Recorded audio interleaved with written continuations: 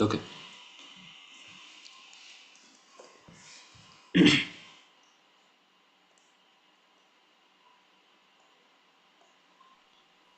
Hare Krishna. Hare Krishna. Yeah, just give me 1 second.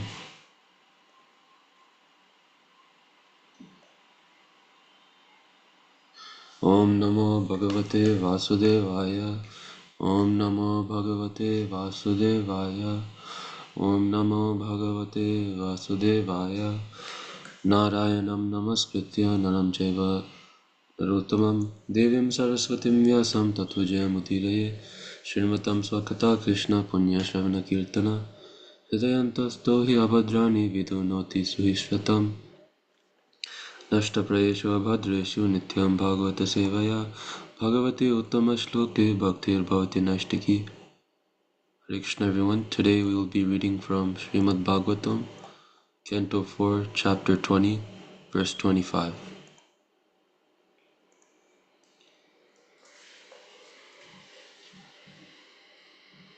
Sa Uttama Shloka Mahan Mukha Chuto Bhavat Padam Bhoja Shuddha Kana Nilaha Smritim Punar Vishmrita Tattva Vartmanam Kuyo Ginam No Vitarati Alam Varai. Translation by His Divine Grace Srila Prabhupada. My dear Lord, you are glorified by the selected verses uttered by great personalities. Such glorification of your lotus feet is just like saffron particles. When the transcendental vibration from the mouths of great devotees carries the aroma of the saffron dust of your lotus feet, the forgetful living entity gradually remembers his eternal relationship with you. Devotees thus gradually come to the right conclusion about the value of life.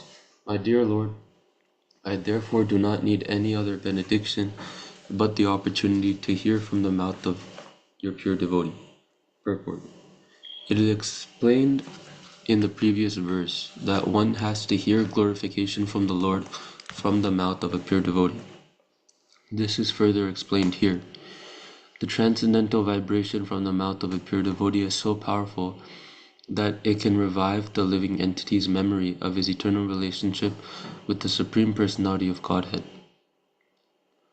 In our material existence, under the influence of illusory Maya, we have almost forgotten our eternal relationship with the Lord, exactly like a man sleeping very deeply who forgets his duties. In the Vedas, it is said that every one of us is sleeping under the influence of Maya. We must get up from this slumber and engage in the right service, for thus we can properly utilize the facility of this human form of life. As expressed in a song by Thakur Bhaktivinoda, Lord Chaitanya says, Jeev Jago. The Lord asks every sleeping living entity to get up and engage in devotional service, so that his mission in this human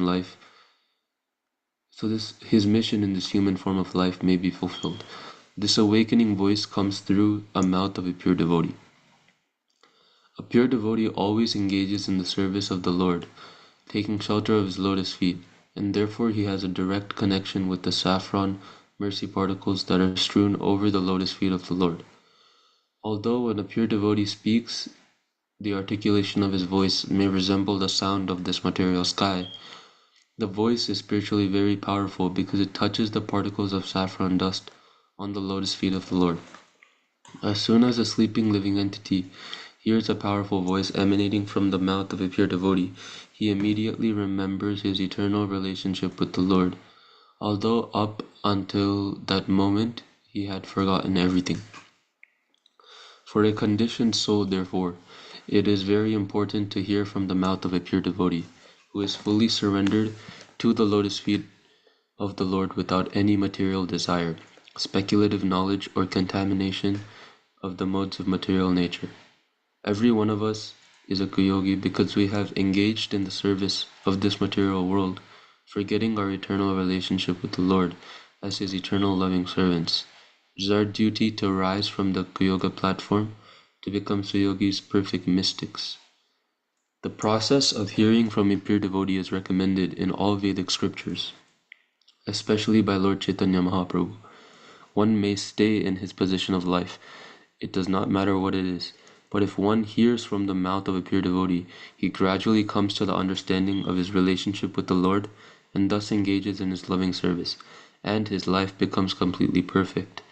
Therefore, the process of hearing from the mouth of a pure devotee is very important for making progress in the line of spiritual understanding.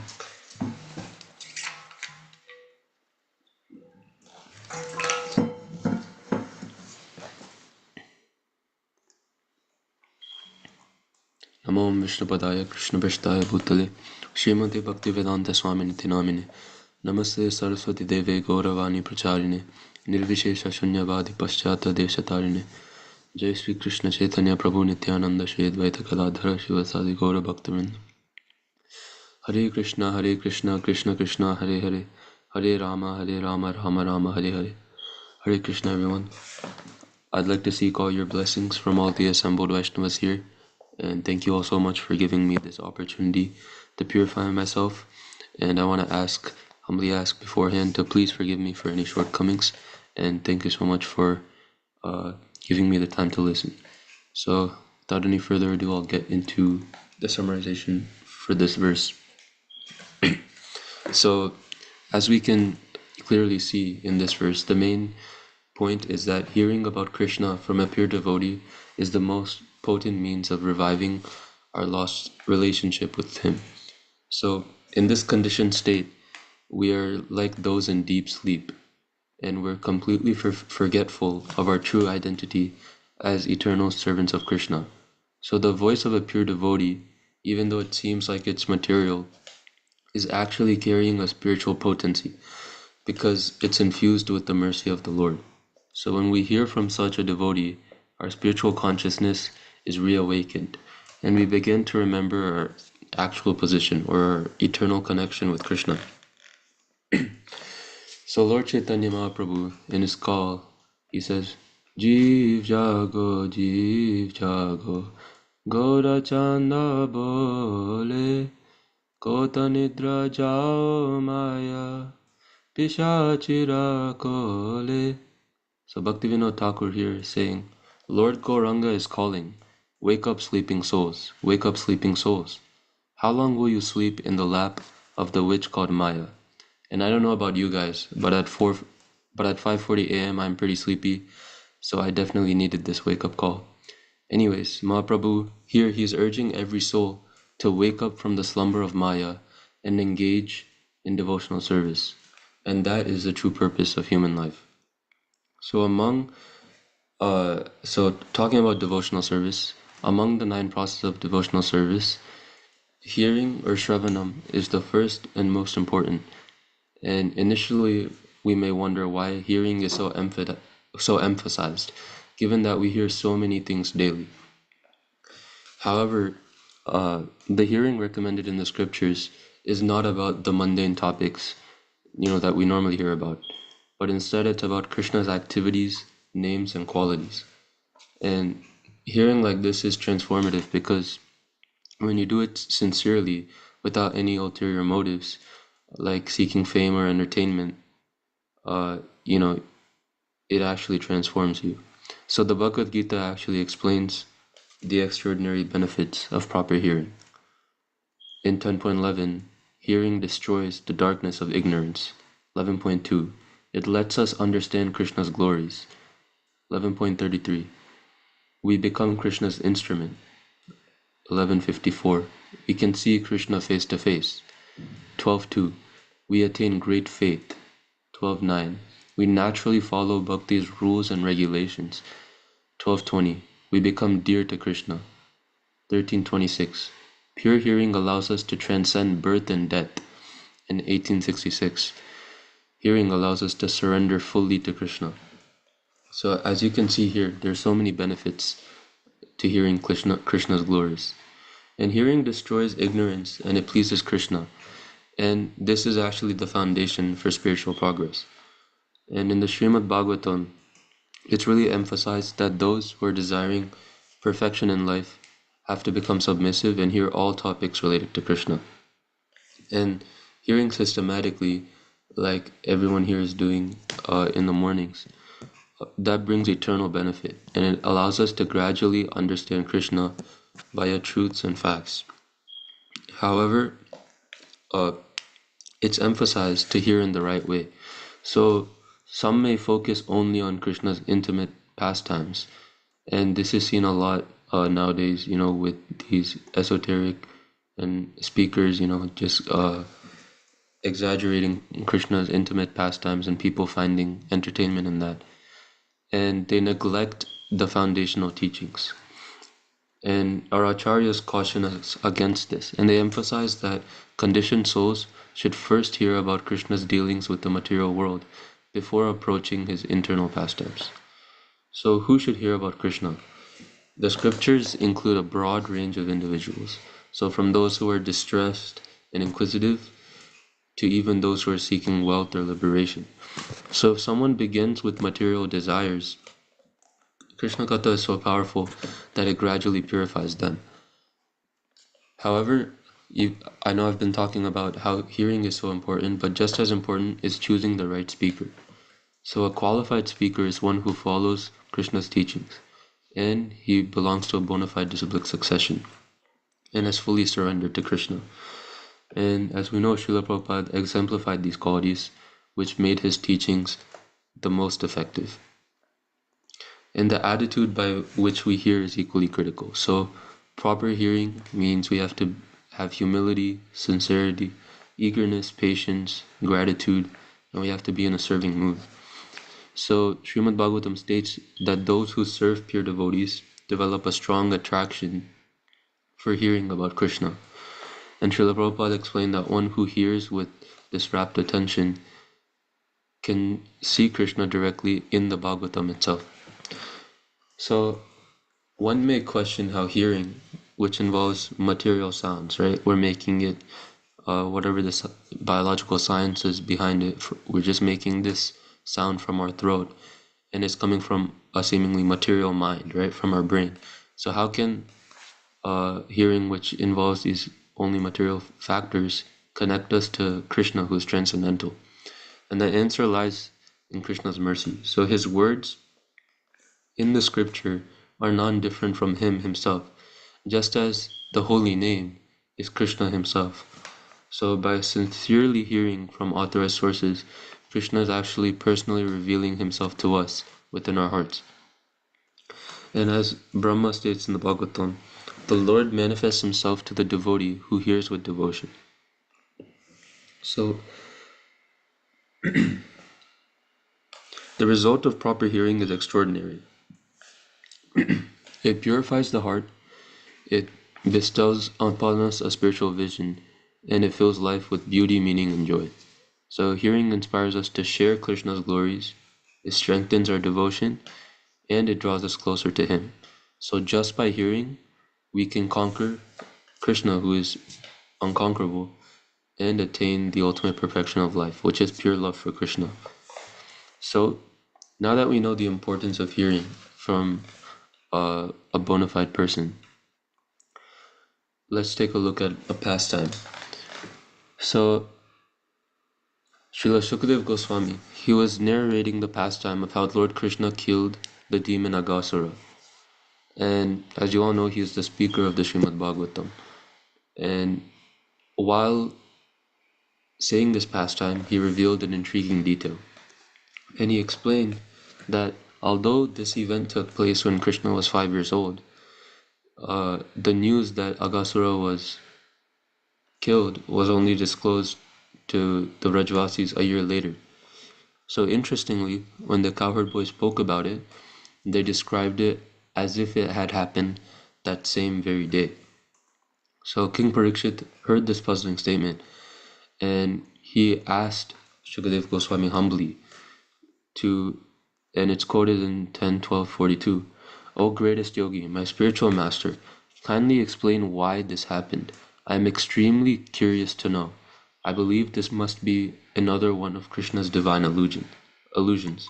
So Srila Prabhupada in his purport, he's highlighting the depth of such divine pastimes, saying that the activities of Krishna are highly confidential and can't be understood by ordinary people. Only a truly fortunate soul who has developed a deep eagerness to hear about Krishna can begin to grasp their significance. So King Parikshit, despite being cursed to die within 7 days, he here has immersed himself completely in the nectar of Krishna Katha, and he is listening attentively without taking even a drop of water or a single grain of food. And his eagerness isn't just superficial. He's not trying to gain something. He's not trying to bring back his life. Uh, it's just a yearning of a soul longing for the ultimate truth. So with this deep curiosity, he's requesting Sukadev Goswami to explain what happened during that missing year. And you can see that he's listening so intently that he pinpointed this detail that was missing. And Sukadev Goswami appreciated Parikshit Maharaj's sincere enthusiasm. And this is when he narrated the famous Brahma Vimohan Lila pastime.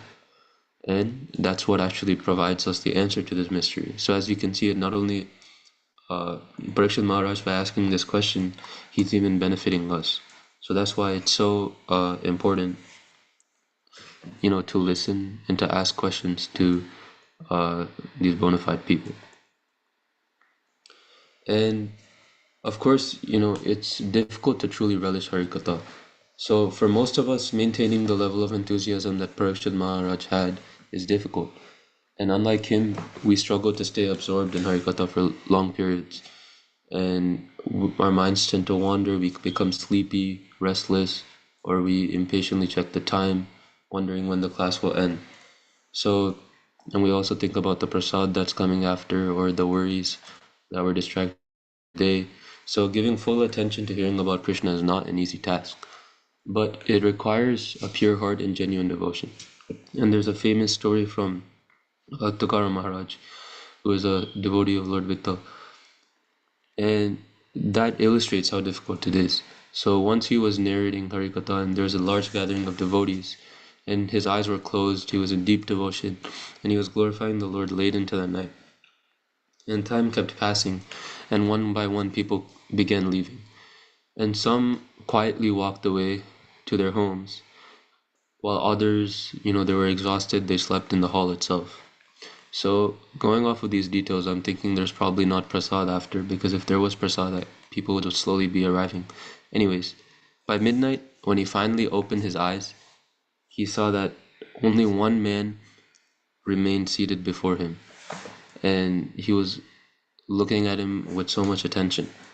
So, Tukaram Maharaj was touched by his devotion, and he said, "Oh, you're such a dedicated devotee of the Lord, and while everyone else here left, you remain here and you're still listening and you're immersed in Harikatha." But the man replied, "Maharaj, please don't misunderstand me. I'm not particularly attached to the Harikatha, but the truth is, the blanket that you're sitting on belongs to me, and I'm just waiting to take it back home." So this funny story shows how rare it is to actually find someone truly eager for spiritual discussions. And Srila Prabhupada often emphasized that hearing about Krishna for an extended time requires a pure heart. But despite these challenges, hearing is still the most essential practice for spiritual purification, and it's the foundation of all devotional service. And Prahlad Maharaj says that the first step in deepening love for Krishna is Shravanam, and hearing the glories of the Lord. And in the introduction to the 10th canto of Srimad Bhagavatam, Srila Prabhupada summarizes that hearing of Krishna Lila is the boat by which to achieve the ultimate goal of life. And so with that, I'll end on this beautiful quote. In understanding what we've learned today, I pray at all the lotus feet of the Vaishnavas here to bless me with the desire to engage in Shravanam and hearing the glories of Krishna and his pure devotees, so that I could purify myself and also free myself from these distractions.